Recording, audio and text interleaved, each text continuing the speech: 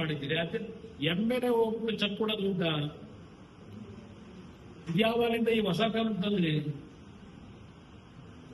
ಯಾರಾದರೂ ಭೂ ಸ್ವಾಧೀನ ಪ್ರಕ್ರಿಯೆ ಮಾಡಬೇಕಾದ್ರೆ ಯಾರು ನಿಮ್ಮ ಲ್ಯಾಂಡ್ ಅಕ್ವಿಸಿಷನ್ ಆಫೀಸರ್ ಇರ್ತಾನಲ್ಲ SLO, ಅವನು ಅವರ ಹೆಸರಿಗೆ RTGS ಮಾಡಬೇಕು, ಚೆಕ್ ಕೊಡಕ್ ಬರಲ್ಲ. ಶಾಸಕರು ಏನ್ ಇಷ್ಟ ದೊಡ್ಡ ಬೋರ್ಡ್ ಇಟ್ಕೊಂಡ್ಬಿಟ್ಟು ಕೊಡ್ತಾ ಇದೀವಿ ನೋಡಿ ಆಗಿಲ್ಲ ಅಂತೆ, ಯಾರೋ 6 ಜನಕ್ಕೋ 7 ಜನಕ್ಕೋ ಕೊಟ್ಟು ಏನ್ ದೊಡ್ಡ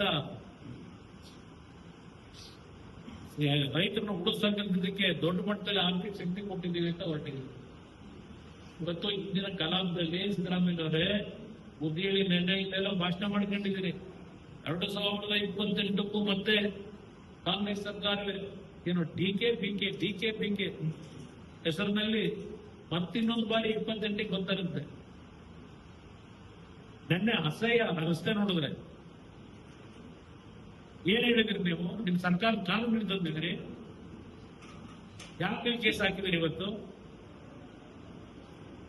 ಜನ ಓಡಾಡಕ್ಕಾಗದೆ ಇರ್ತಕ್ಕಂಥ ರೀತಿಯಲ್ಲಿ ಕಟ್ಟಿದಿರಲ್ಲ ಬ್ಯಾನರ್ಗಳು. ಯಾವನಪ್ಪ ಅಧಿಕಾರಿ? ಯಾರ ಮೇಲೆ ಆಕ್ಷನ್ ತಗೊಂಡಿದ್ದೀರಿ? ಸಣ್ಣ ಪಕ್ಷಗಳು ಯಾವ್ದೋ ಬೋರ್ಡ್ ಹಾಕೊಂಡು ಕೇಸ್ ಹಾಕ್ತೀರಿ. ಒಂದು ಮಾತು ಹೇಳ್ತೀನಿ, ಇಲ್ಲಿ ನನ್ಗೆ ಗೊತ್ತಿದೆ, ಕಚೇರಿ ಕೂತ್ಕೊಂಡು ಕೆಲಸ ಮಾಡಲ್ಲ. ಈ ಒಂದು ಪ್ರಾಜೆಕ್ಟ್ ಸಂಬಂಧಪಟ್ಟ ಹಾಗೆ ಅಲ್ಲೆಲ್ಲ ನಾಗರ ಭಾವಿಸಿದ್ರ ಬಾಡಿಗೆ ಮನೆ ತಗೊಂಡು ಅದು ಕೆಲವು ಪುರಾರಿಗಳನ್ನು ಇಟ್ಕೊಂಡು ಮಾಫಿಯಾಗಳನ್ನು ಇಟ್ಕೊಂಡು ಅಲ್ಲಿ ವ್ಯವಹಾರ ನಡೆಸ್ಕೊಂಡು ಬುದ್ಧಿನಲ್ಲಿ DC ಕಚೇರಿ ಮಾಡ್ತಾ ಇಲ್ಲ. ಎಷ್ಟು ಜನ ಜೈಲಿಗೆ ಹೋಗಕ್ಕೆ ತಯಾರಾಗಿ ಗೊತ್ತಿದೆ ನನಗೆ. ಇದನ್ನು ಡಿನೋಟಿಫಿಕೇಶನ್ ಮಾಡಿದ್ದೇನೆ. ನೀವು ಮಾಡ್ಕೊಂಡ್ರದು ಏನಿದೆ, ಪ್ರಾರಂಭ ಕೈ ಬಿಟ್ಟರೆ ಮೂಲಾಯ್ತು. 20 ವರ್ಷ ಆಗಿದೆ. ಹಿಂದೆ ಎಷ್ಟು ವರ್ಷ ಆಗುತ್ತೆ ಇದು?